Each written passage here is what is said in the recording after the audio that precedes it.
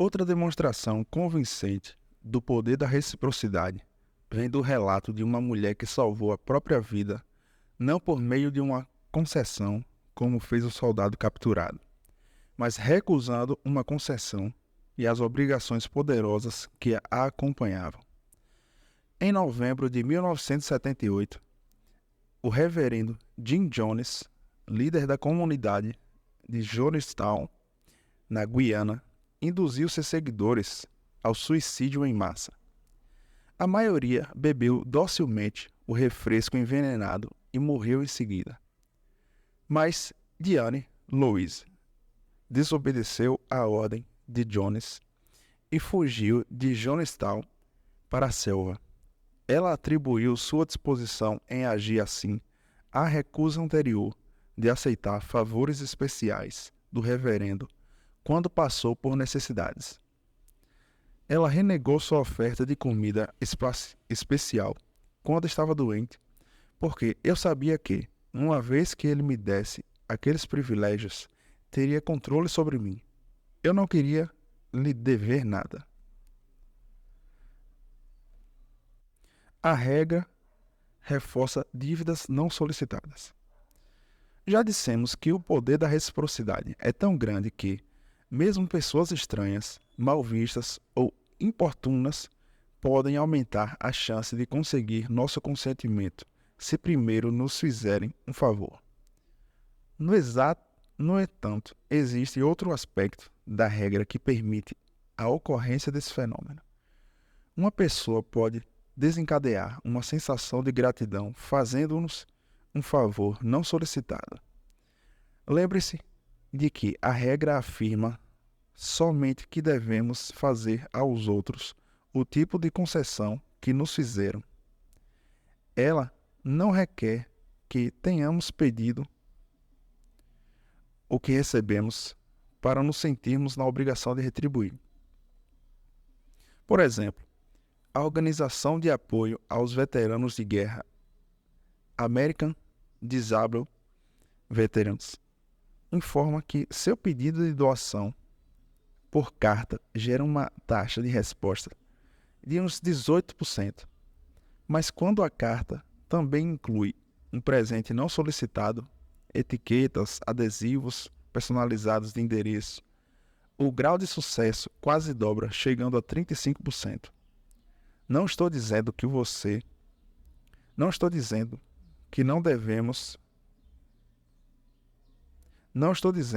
que não temos uma sensação de obrigação mais forte por um favor que solicitamos, mas que uma solicitação não é necessária para produzir em nós o sentimento de gratidão.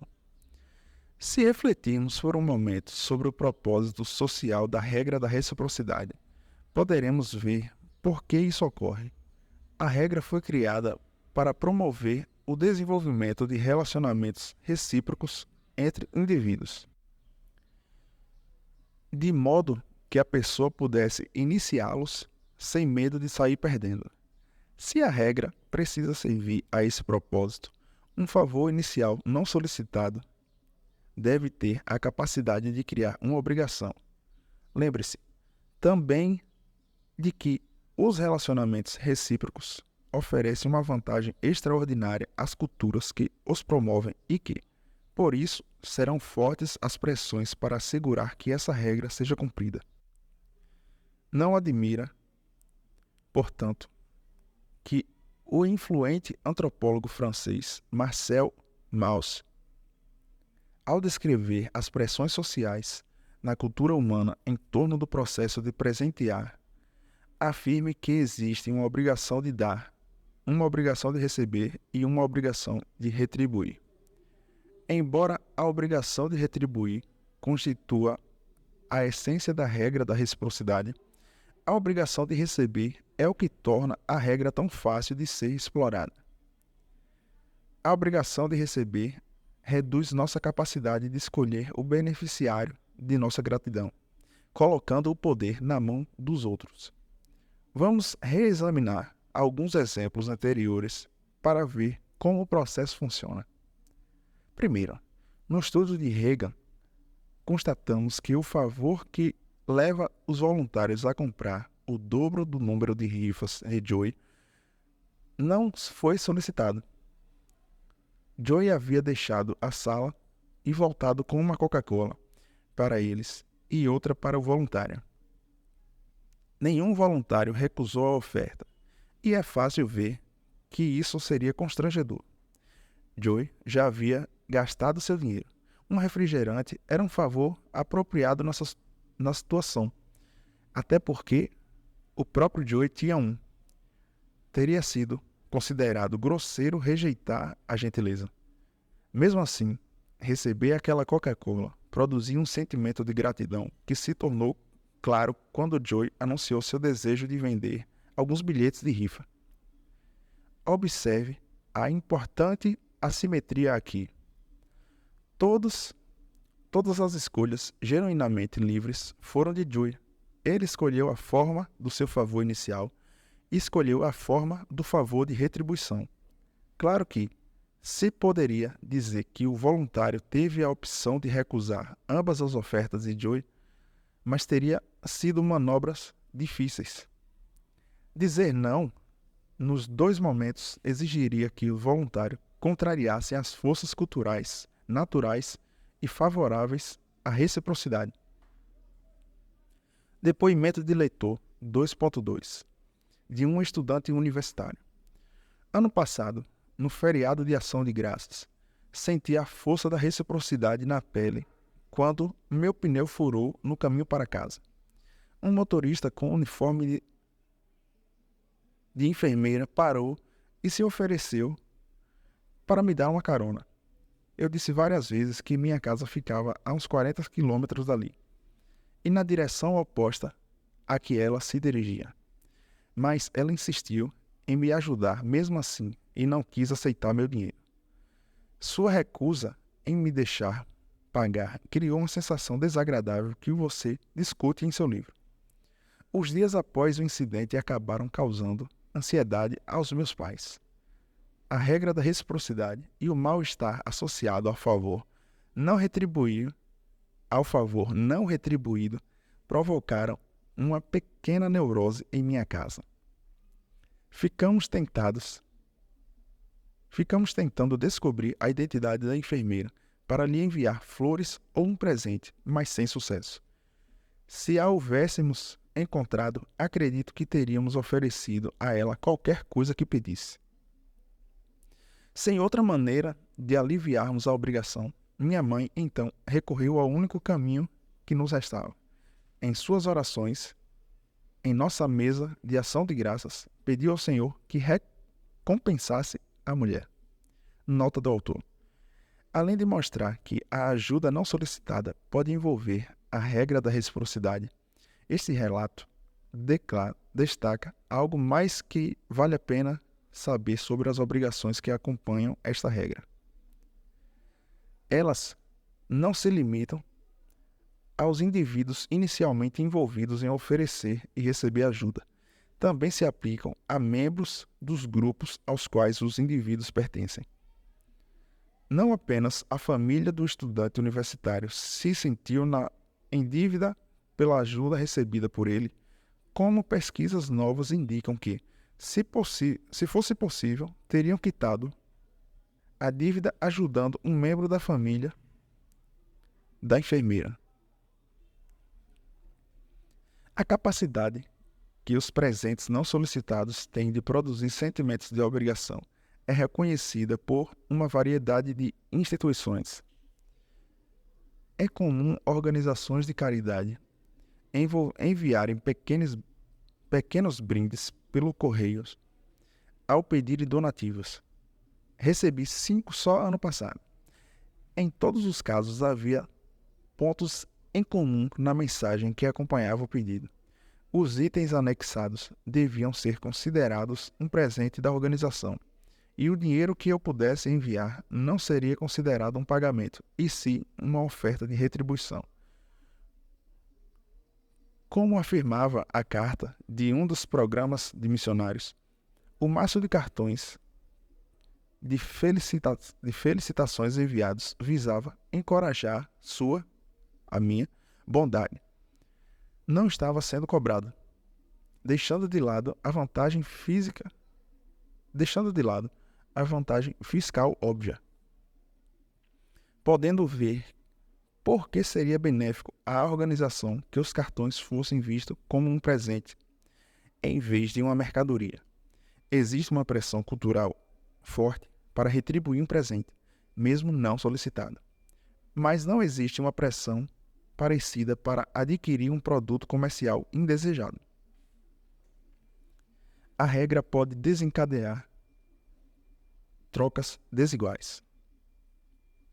Existe mais um aspecto da regra da reciprocidade que permite que ela seja explorada visando o lucro.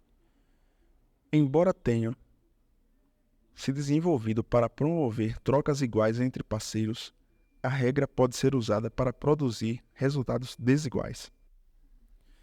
Ela exige que um tipo de ação seja retribuído com um tipo de ação semelhante. Um favor deve ser pago com outro favor, não com negligência e certamente não com ataque. Porém, certa flexibilidade é tolerada. Um favor inicial pequeno pode fazer com que a sensação de obrigação concorde com uma retribuição bem maior, já que, como vimos, a regra possibilita que uma pessoa escolha a natureza do primeiro favor gerador da dívida, e também a natureza da retribuição quitadora da dívida. Poderíamos ser facilmente induzidos a uma troca injusta por aqueles que queriam explorar essa regra. Mais uma vez, buscamos indícios no experimento de Reagan. Naquele estudo, Joe deu a um grupo de voluntários uma garrafa de Coca-Cola como presente inicial e mais tarde pediu que comprassem algumas de suas rifas por 25 centavos de dólar cada. O que até agora deixei de mencionar é que o estudo se realizou no final da década de 1960, quando uma Coca-Cola custava 10 centavos de dólar. Em média, os voluntários que ganharam um refrigerante de 10 centavos de dólar compraram 2 rifas de Joe, embora alguns comprassem até 7. Mesmo que examinemos apenas a média, vemos que Joe fez um bom negócio. Um retorno de 500% no investimento não é pouca coisa. No caso de Joe, porém, mesmo um retorno de 500% representou quase 50 centavos. Será que a regra da reciprocidade consegue produzir diferenças significativas grandes no tamanho dos seus favores trocados? Sobre as circunstâncias certas, com certeza.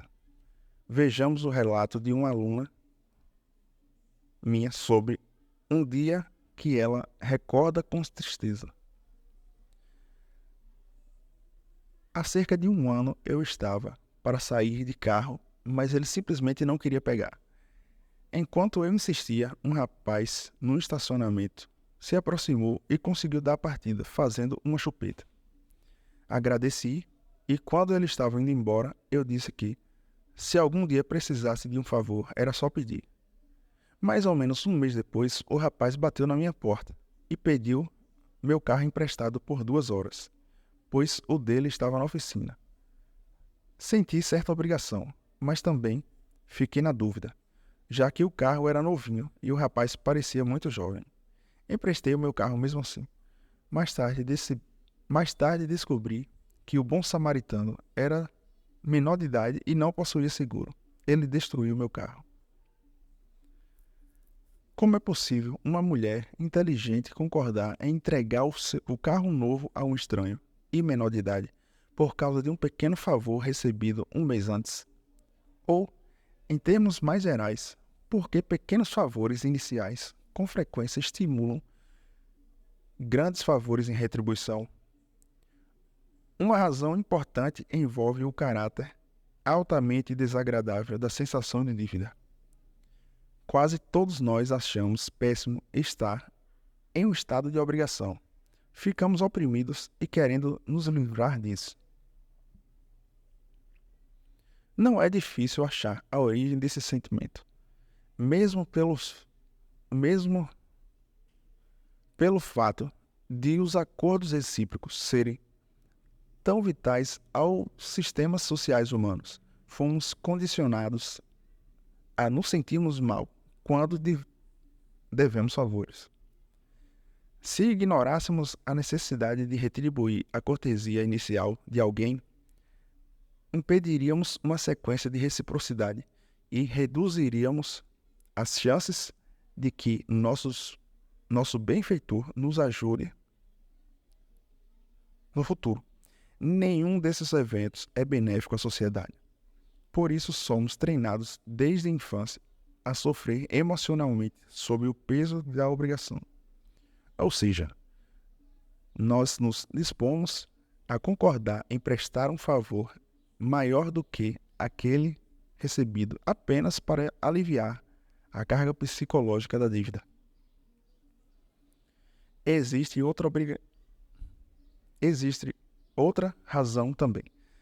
Uma pessoa que viola a regra da reciprocidade, aceitando as boas ações dos outros sem procurar retribuí-las, é repudiada pelo grupo social. A exceção ocorre, é claro, quando uma pessoa é impedida de retribuir por força das circunstâncias ou por incapacidade. Na maior parte dos casos, porém, existe uma aversão genuína por um indivíduo que deixa de se conformar aos mandamentos da regra da reciprocidade. Aproveitador e ingrato são rótulos desagradáveis. Para evitá-los, as pessoas às vezes concordam com uma troca desigual. Combinadas a realidade do mal-estar interno e a possibilidade da vergonha externa, podem resultar num custo psicológico pesado. Por isso, não surpreende notar que, em nome da reciprocidade, com frequência, retribuímos com algo maior do que aquilo que recebemos. Nem é tão estranho constatar que, muitas vezes, evitamos pedir um favor necessário se não estivermos em condições de retribuir.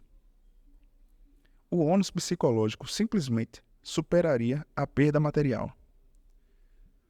O risco de outros tipos de prejuízos também podem persuadir as pessoas a recusar determinados presentes e benefícios. As mulheres, com frequência, comentam sobre o desagradável sentimento de obrigação de retribuir os favores de um homem que lhe deu um presente caro ou pagou uma conta alta num restaurante. Mesmo algo trivial, como o preço de uma bebida, pode produzir uma sensação de dívida. Uma aluna de um dos meus cursos expressou esse fato objetivamente num estudo que escreveu. Após aprender as duras penas, não permito mais que um sujeito que eu conheça numa casa noturna me pague uma bebida, porque não quero que nenhum dos dois sinta que contraiu uma obrigação sexual. As pesquisas indicam que existe uma base para se preocupar. Uma mulher que, em vez de pagar a própria conta, permite que um homem lhe compre bebidas, é julgada, tanto por homens quanto por mulheres, como mais sexualmente disponíveis a ele. A regra da reciprocidade se aplica à maioria dos relacionamentos. No entanto, em sua forma mais pura, a reciprocidade é desnecessária e indesejada em certos relacionamentos de longo prazo, como em uma família ou envolvendo velhas amizades. Nesses casos, o que se troca é reciprocamente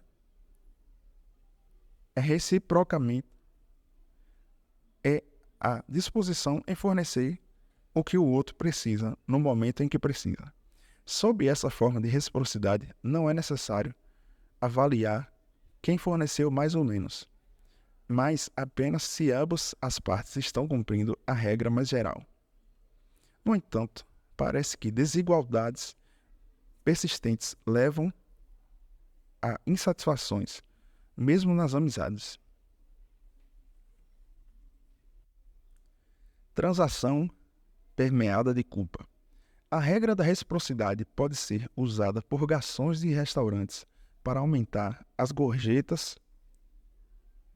Um estudo descobriu que garçons que ofereciam aos fregueses um bombom ao apresentar a conta aumentavam suas gorjetas em 3,3%. Se oferecerem 2 bombons a cada freguês, a gorjeta aumentava 14%. Concessões recíprocas. Existe uma segunda forma de aplicar a regra da reciprocidade para induzir alguém a satisfazer um pedido. É mais sutil do que o caminho direto de prestar à pessoa um favor e depois pedir outro em troca, mas em certos aspectos é bem mais eficaz. Uma experiência pessoal em alguns anos me permitiu sentir na pele como essa técnica de consentimento funciona bem. Eu estava andando pela rua quando fui abordado por um menino de 11 ou 12 anos. Ele se apresentou e disse que estava vendendo ingressos para o circo anual dos escoteiros, que se apresentaria na noite do sábado seguinte. Perguntou se eu queria comprar um ingresso por $5. Como o último programa do mundo que eu queria para a noite do sábado era estar com os escoteiros, recusei. Bom, ele disse, se você não quer comprar um ingresso, que tal uma barra de chocolate que custam $1? Comprei 2 barras e imediatamente percebi que algo notável havia ocorrido. Eu nunca compro barras de chocolate e dou muito valor ao meu dinheiro, mas de repente ali estava eu com aquela compra indesejada e o menino saindo com meus dólares. Para tentar entender precisamente o que tinha acontecido, fui ao meu escritório e convoquei uma reunião com os meus auxiliares de pesquisas. Ao discutir a situação, começamos a ver como a regra da reciprocidade estava envolvida em minha anuência ao pedido de comprar as barras de chocolate. A regra geral diz que uma pessoa que age de certa forma conosco tem direito a uma ação similar como retribuição. Já vimos que uma consequência da regra é a obrigação de retribuir favores recebidos. Outra consequência, porém, é a obrigação de fazer concessões a alguém que tenha feito uma concessão para nós. À medida que o grupo de pesquisa refletia a respeito, percebíamos que foi exatamente naquela situação que o escoteiro me colocara. Seu pedido para que eu comprasse barras de chocolate de $1 havia sido feito como uma concessão de sua parte, sendo apresentado como um recuo de seu pedido para que eu comprasse ingressos de $5. Para obedecer aos ditames da regra da reciprocidade, eu deveria fazer uma concessão. Como vimos, eu a fiz. Mudei da recusa para o consentimento, quando ele passou do pedido maior para um menor. Embora eu não estivesse realmente interessado em nenhuma das coisas que me ofereceu. Depoimento do leitor 2.3 de uma funcionária pública do estado de Oregon. A pessoa que antes ocupava meu cargo comentou: durante o treinamento que eu iria gostar de trabalhar para o meu chefe, porque ele era muito gentil e generoso. Contou que ele sempre deu flores e outros presentes em diversas ocasiões. Ela decidiu parar de trabalhar porque estava grávida e queria ficar em casa, cuidando do seu filho. Do contrário, estou certa de que ela permaneceria naquele emprego por muitos anos. Já trabalho para este mesmo chefe há 6 anos e venho experimentando o mesmo sentimento. Ele dá presentes de Natal e lembrancinhas de aniversário para mim e para meu filho. Faz 2 anos que atingi o meu teto de aumento salarial. Não estive promoção para meu cargo. Não existe promoção para o meu cargo. E minha única opção é fazer um concurso e solicitar transferência para outro departamento. Ou talvez eu possa conseguir emprego numa empresa privada. Mas tenho resistido a procurar outro emprego ou mudar de departamento. Meu chefe está prestes a se aposentar e estou pensando que talvez eu possa sair depois que ele se desligar. Por enquanto, me sinto na obrigação de ficar, já que ele tem sido tão legal comigo. Nota do autor. Fico impressionado com a linguagem usada por esta leitora ao descrever suas opções de empregos atuais, dizendo que talvez possa conseguir outro emprego depois que o chefe se aposentar. Parece que as pequenas gentilezas do chefe alimentaram nela uma forte sensação de obrigação, que a impediu de procurar um cargo mais bem remunerado. Existe uma lição óbvia aqui para gerentes que desejam estimular e fidelizar seus funcionários. Mas existe uma lição maior para todos nós também. Pequenas coisas nem sempre são pequenas, principalmente quando associadas à grande regra da vida, como a da reciprocidade. Foi um exemplo clássico de como a arma da influência pode dotar de poder um pedido. Eu fui levado a comprar algo por um sentimento favorável em relação ao item. Eu fui levado a comprar algo não por um sentimento favorável em relação ao item, mas porque o pedido de compra foi apresentado de modo a extrair sua força da regra da reciprocidade. O fato de eu não gostar da barra de chocolate não teve a menor importância. O escoteiro tinha feito uma concessão para mim. Clique e zoom. Eu reagi fazendo também uma concessão.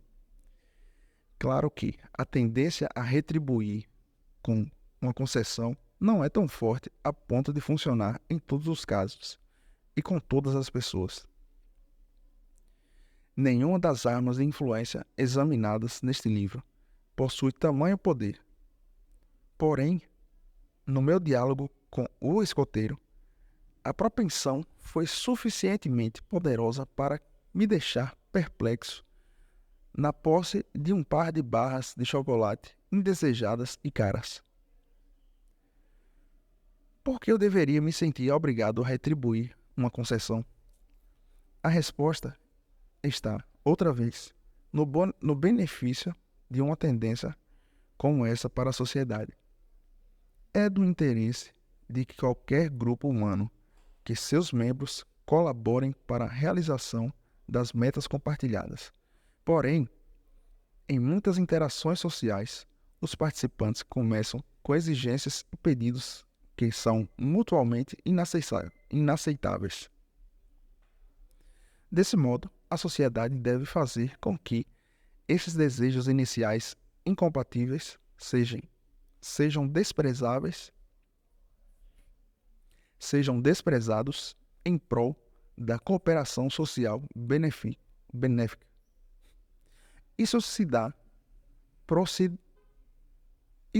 por procedimentos que promovam o compromisso. A concessão mútua é um deles. A regra da reciprocidade promove a concessão mútua de duas formas. A primeira é óbvia. Ela pressiona o beneficiário a uma concessão a reagir de forma equivalente. A segunda, embora menos óbvia, é importantíssima, como o beneficiário tem a obrigação de retribuir a concessão inicial e assim iniciar o processo beneficiário de troca.